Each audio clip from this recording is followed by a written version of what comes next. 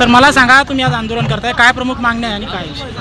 जाफराबाद तालुक्याच्या तहसील कार्यालयावरती आम्ही या ठिकाणी आज शेतकऱ्याच्या दूध उत्पादकांच्या मागण्या घेऊन जात आहोत। आपण बघत आहात की आज महाराष्ट्रामध्ये दूध उत्पादनाची भयानक अशी परिस्थिती निर्माण झालेली आहे।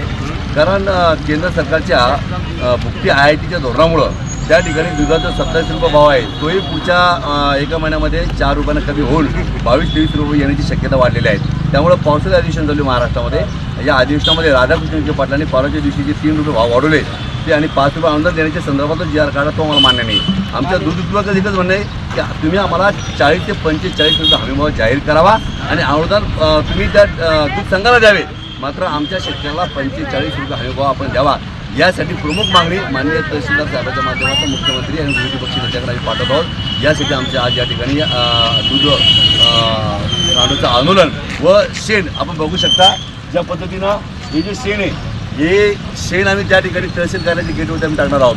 कारण हा शेण म्हणजे या शेतकऱ्यांचा हा घाम आहे। या घामाच्या माध्यमातून आम्हाला घामाचं दाम मिळणं अपेक्षित आहे।